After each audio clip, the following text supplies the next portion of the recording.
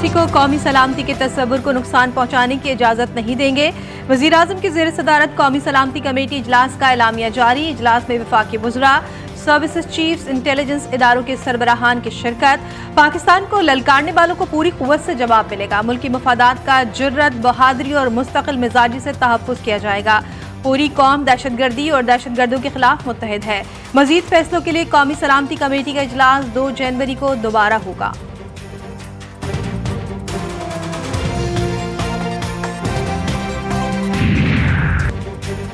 कौमी सलामती कमेटी इजलास में वज़ीर ख़ारिजा बिलावल भुट्टो ज़रदारी और वज़ीर ख़ज़ाना सागदार की भी शिरकत। मईशत और ख़ारिजा के उमूर ज़ेर गौर आए। वज़ीर ख़ारिजा ने अफगानिस्तान की सूरत हाल पर इजलास को ब्रीफिंग दी।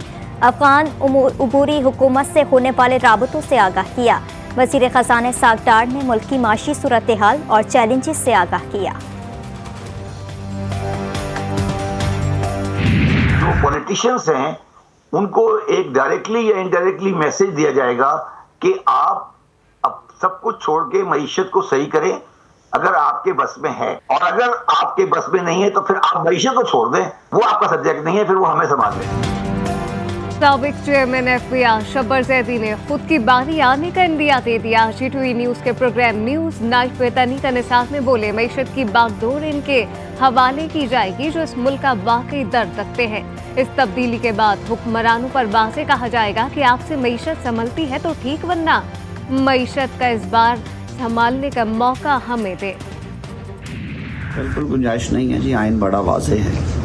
अगर वक्त से पहले असम्बलियाँ जो हैं वो जाती हैं तो 90 डेज़ हैं, अगर टाइम पे इलेक्शंस होते हैं तो 60 डेज़ है उसमें टाइम। उसके दरमियान केयर टेकर सेटअप आएगा, इसके अलावा कोई और ऐसी गुंजाइश नहीं है। और मेरे ख्याल में ये एक किसी की ख्वाहिश हो सकती है, लेकिन अमली तौर पर इस तरह आइन में टेक्नोक्रेट हुकूमत की कोई गुंजाइश नहीं। वफाकी वज़ीर कानून आजम नज़ीर तारड़ ने टेक्नोक्रेट सेटअप के गैर आइनी करार दे दिया। बोले, असम्बलियत तहलील होने के बाद निगरां हुकूमत आएगी। टेक्नोक्रेट हुकूमत की किसी की ख्वाहिश हो सकती है लेकिन अमलन मुमकिन नहीं। मईशत के लिए इक़दामात आइन के अंदर रहकर उठाए जा सकते हैं।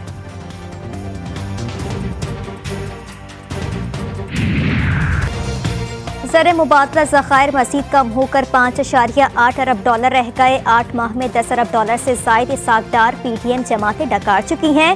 खजाना खाली करके दिवालिया के नहज पर लाने वाले मुजरिमों का एहतसाब होना चाहिए। मुसर्रत जमशेद चीमा का ट्वीट, लिखा, हमारा मुतालबा है फौरी इलेक्शन कराओ और मुल्क बचाओ। बंद कमरों के फैसलों पर सख्त रद्द अमल आएगा। टेक्नोक्रेट हुकूमत को अवाम हरगिज़ कबूल नहीं करेंगे।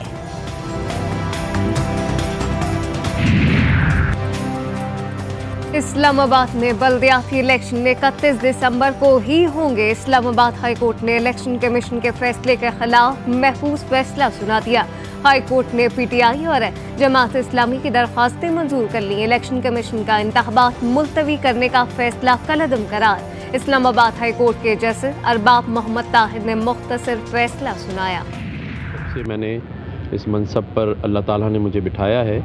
मेरी ये कोशिश है कि मैं तमाम ही लोगों के दरमियान इत्तफाक पर मोहब्बत पैदा करूं, और ये जो लोग नाइत्तफाकियों की वजह से इस सूबे की, शहर की और मुल्क की तरक्की में रुकावट बन गए हैं, वो रुकावट दूर करें तो बिल्कुल ठीक है।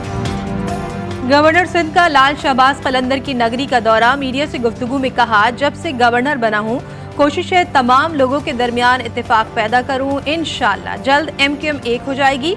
गवर्नर सिंध का दावा। पूछना चाहता हूं MQM के तमाम लोगों से, रिजीम चेंज के मौके पर जब आप अपनी कीमत लगा रहे थे, विजारतों पे बेच रहे थे इस शहर को, तो उस वक्त आपने ये मुतालबा क्यों नहीं किया कि हम उस वक्त वोट देंगे जब आप आइन की आर्टिकल 140A के तहत सिंध असम्बली से तरमीम पास कराएंगे। आसिफ जरदारी और कामरान टेसोरी अवाम दुश्मनी कर रहे हैं। अमीर जमात इस्लामी कराची का बयान। हाफिज नईम बोले, MQM को अपनी वजारत से प्यार है, कराची से नहीं। मुत्तहदा अपने भत्ते खोरी के निज़ाम को दोबारा बहाल करना चाहती है। हाफिज नईम का कहना था, कराची में गुज़िश्ता साल की निस्बत 30% जराइम में इजाफा हुआ। आसिफ जरदारी और इनकी पार्टी 15 साल से सूबे पर काबिज है।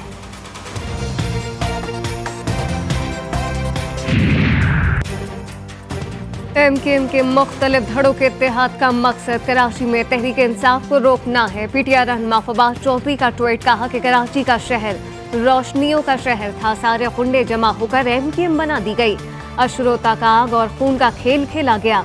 अब फिर ख्याल आ रहा है कि बारूद को इकट्ठा कर कर शहर में चरागा की कोशिश की जाए। मुल्क में बढ़ती महंगाई के खिलाफ पाकिस्तान तहरीक इंसाफ की एहतजाजी तहरीक आज से शुरू होगी। PTI अरकान असम्बली अपने अपने हलकों में मुजाहिरों की क़यादत करेंगे। इमरान खान 3 हफ्तों के बाद तहरीक को ज्वाइन करेंगे। फवाद चौधरी कहते हैं इस हुकूमत के खात्मे तक सड़कों पर रहेंगे।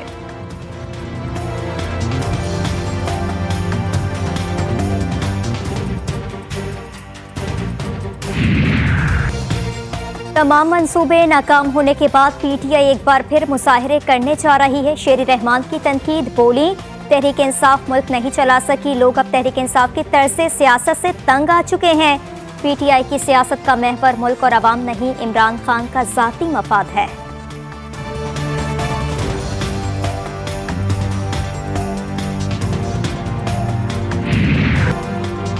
तेल की खरीदारी के मामले पर रूसी वफ़द का जल्द दौरा पाकिस्तान का इम्कान। वफ़द जनवरी में मॉस्को से पाकिस्तान पहुंचेगा। रूसी हुकाम ने 19 और 20 जनवरी को तेल की खरीदारी से मुतालिक मजीद बातचीत के लिए पाकिस्तान आमद का इंदिया दे दिया। इजलास में दोनों मुल्कों के दरमियान आइंदा होने वाले इंटर गवर्नमेंटल कमीशन के इजलास के एजेंडे पर भी बातचीत की गई।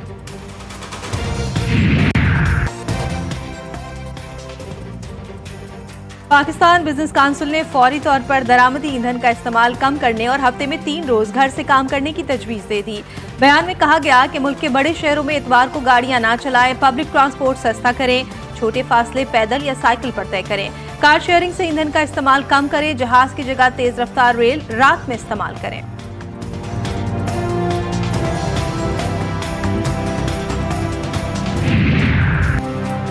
सिंध सरकार की बेहतरीन सहूलतों के दावों की देख ऐन इफ्तिताह के मौके पर उलट गई। वज़ीर सेहत सिंध असरा पेचोहो सिविल अस्पताल के लिफ्ट में फंस गईं। बच्चों के सर्जरी वार्ड का इफ्तिताह करने के बाद वापसी पर लिफ्ट खराब हो गई। सूबाई बुजरा, MS सिविल अस्पताल और दीगर अमला भी छोटी सी लिफ्ट में फंसा रहा। मरीजों के लिए बनाई गई लिफ्ट का दरवाजा तोड़कर वज़ीर सेहत को निकाला गया।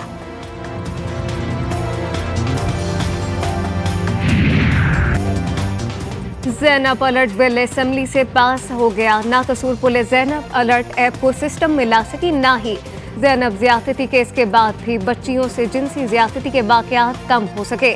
चूनिया में 18 साल की लड़की को ज़्यादती का निशाना बना दिया गया। मुलजिम के खिलाफ मुकदमा दर्ज। मुलजिम की तलाश के लिए 5 रुकनी पुलिस की टीम तश्कील दे दी गई। जनूबी पंजाब में हालिया बदतरीन सैलाबी रेलों ने रुझान के नक्शे को मुकम्मल तौर पर तब्दील कर डाला। खुशियां गम में बदल गई। मालदार खुले आसमान तले आ गए। हंसते मुस्कुराते हजारों खानदान बेबसी की तस्वीर बन गए। किसी का घर सैलाब में बह गया तो किसी की सब जमा पूंजी डूब गई।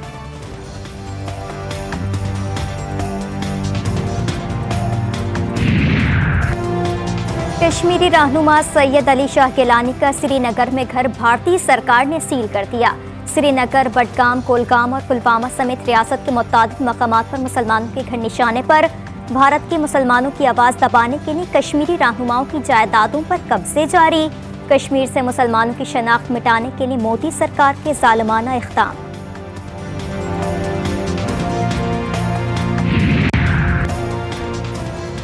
रूस और चीन में दोस्ती की पींगे बढ़ने लगी। प्यूटन और चीन के सदर के दरमियान वीडियो लिंक बातचीत। रूसी सदर ने शी जिनपिंग को डियर मिस्टर चेयरमैन और डियर फ्रेंड कहकर मुखातिब कर दिया। रूस के दौरे की दावत भी दे डाली। कहा कि हम आपके मुंतजिर हैं। हम तवक्को कर रहे हैं कि आइंदा साल आप रूस का दौरा करेंगे।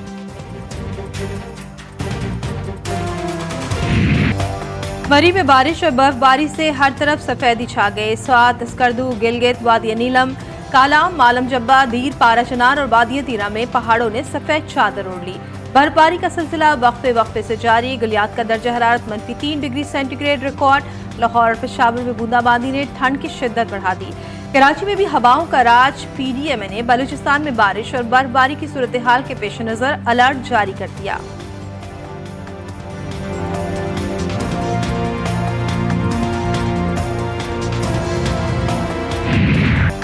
और पाकिस्तान और न्यूजीलैंड के दरमियान पहला टेस्ट मैच बेनतीजा खत्म। पाकिस्तान की टीम शिकस्त से बाल बाल बच गई। दूसरे इनिंग्स में इमामुल हक सेंचुरी से 4 रन दूर रह गए। सरफराज की एक और 50, सऊद शकील के 55 और मोहम्मद वसीम के 43 रन ने पाकिस्तानी बैटिंग लाइन को खतरे से निकाला। न्यूजीलैंड मैच खत्म होने तक 138 में से 61 रन ही बना सका। डबल सेंचुरी बनाने